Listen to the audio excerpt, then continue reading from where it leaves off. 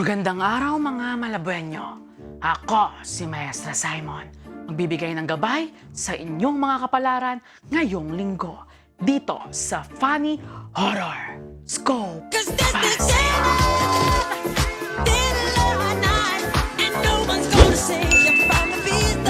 Aris, don't talk to strangers. Baka sa sobrang approachable mo, may white lady humingi ng tulong sa'yo para makamit ang hustisya.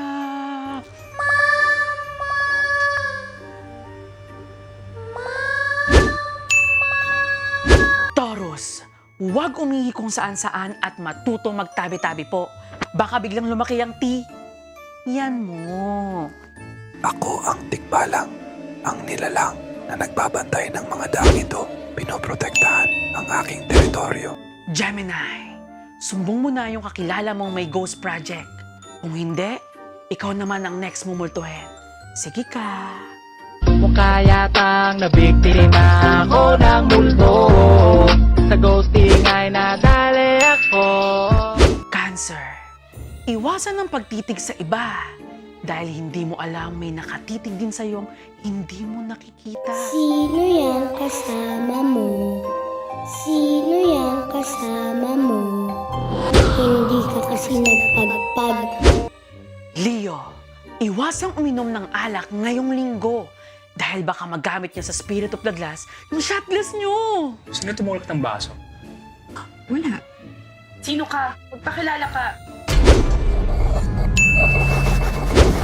Virgo, sasakit ang likod mo ngayong linggo. Hindi dahil sa pagod, kundi dahil may nakapasan sa likod mo na hindi mo nakikita.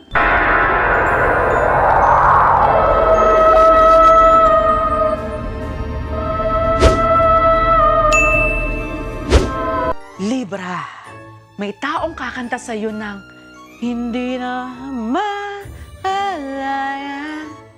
Minumulto na ako ng damdamin ko.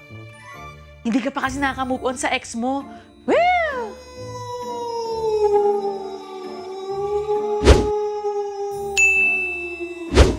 Scorpio, ngayong papalapit na ang November, remember, walang forever.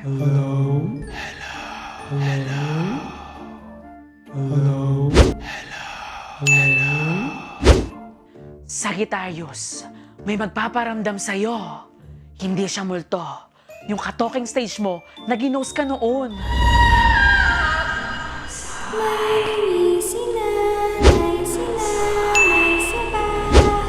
Capricorn, huwag matakot manalamin.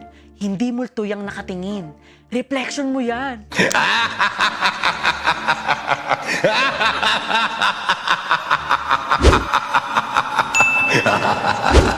Aquarius, mangangamoy kandila sa paligid nyo.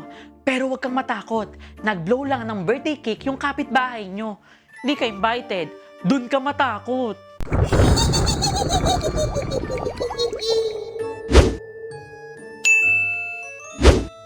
Pisces, iwasan ang paglingon kung saan-saan.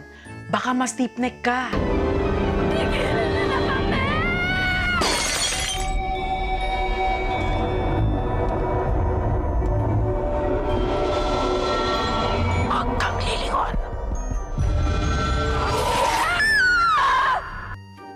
Muli, ako si Maestra Simon. Tandaan, ang mga horror scope na ito ay pawang katatawanan lamang. Nasa inyong mga kamay pa rin ang inyong kapalaran.